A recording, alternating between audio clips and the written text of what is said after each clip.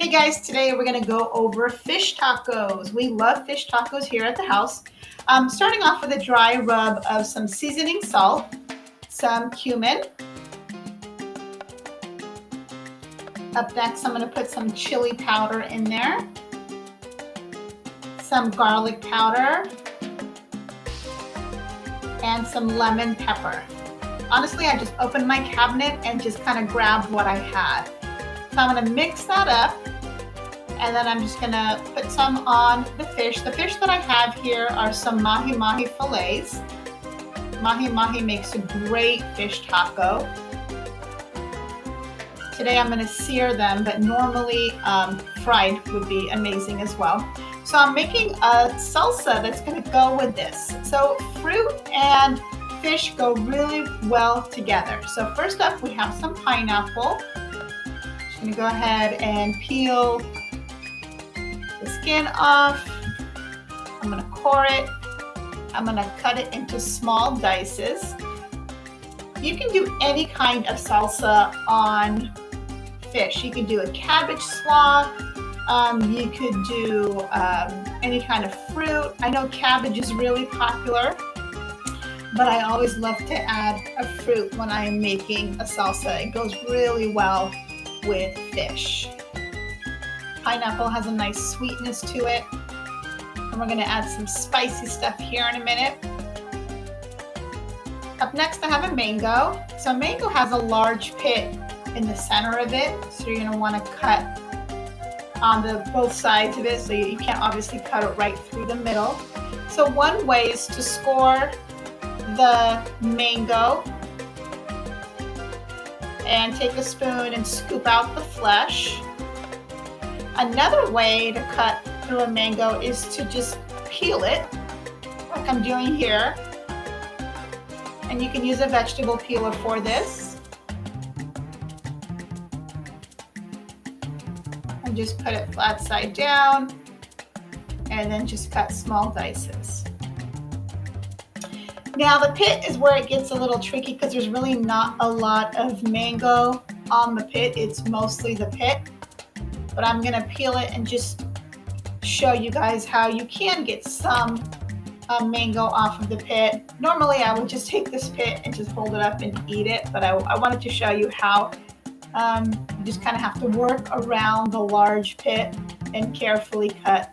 You don't get much, but you do get some mango. Again, we'll just dice that up and throw that in there.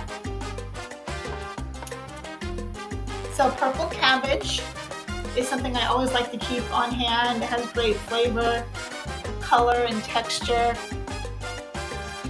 Throw the purple cabbage in. And you can do regular green cabbage as well. Now this is where we get the kick in. Jalapeno, remember when I taught you guys about seeds, so I went ahead and seeded that out and finely chopped it. Now I'm gonna put half in and I'm gonna reserve the other half, put it on the side. I'm gonna taste it. If I feel like it needs more, then I can always add. It's easier to add things like that or salt at a later time versus adding too much and having to fix it. Then you have a bigger problem on your hands if you add too much jalapeno. This is some red onions that goes in there. Kind of similar to what went into the guacamole, all these ingredients we just talked about actually. So here I am zesting a lime. When you zest citrus, you're actually getting the oils out from the skin. You want to be careful though, you don't zest the white part. Once the skin comes off of the lime, that's it. You want to move to a different part of the lime and keep zesting. And so we just squeeze the lemon juice also, add some salt, add some pepper,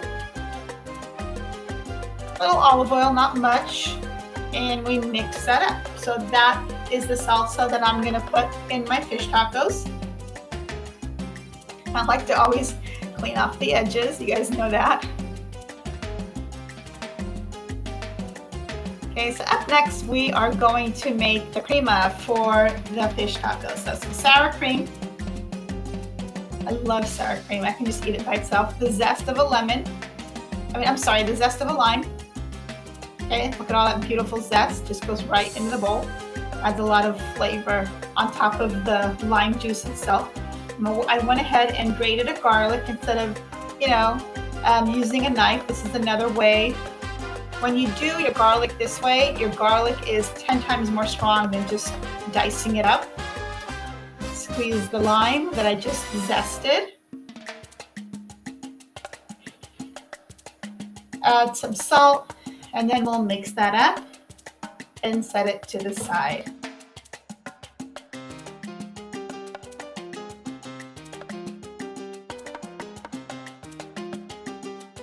All right, so I have a cast iron skillet here. It's nice and hot. Add some avocado oil. You can put vegetable oil. You don't really want to use olive oil because it doesn't have a very high heat. Your olive oil will burn quickly, so you need something that tolerates high heat like avocado oil or vegetable oil. So, searing, okay? This technique is as soon as I put the fish fillets down, I'm just gonna leave it alone and let it do its thing. This is gonna take about 6 minutes per side. I'm gonna cover it with foil to kind of keep the steam in. And then I'm gonna carefully flip them, and notice when I flip them, it's gonna have like a blackened flavor to it. Have you ever heard of the term blackened fish? This all comes from a really nice thick pan that's super hot. You want that color. Color always equals flavor. And it's about on a medium-high heat right now. I go ahead and cover it with foil again, and I'll let it to continue cooking for about another 4 to 5 minutes. This is such a great tasting fish. I mean, you can totally fry this too, but we try not to fry things at home. You can even put this on the grill. It's a lot cleaner if you put it on the grill. Your house won't smoke up the way mine did. So I have some corn tortillas, you guys. I always want to heat those through. Corn is a little different than flour. Flour you can just kind of eat raw. Corn tortillas, you want to cook them through. They don't taste as good raw as flour tortillas do. So I just cut through my fish, put a piece on my tortilla, put some salsa on there. And now this salsa is sweet from the fruit. It's spicy from the jalapeno. The lime gives it a nice kick. Topped it off with some crema. And there you have it, my friends. That is our version of seared fish tacos. Thanks for watching.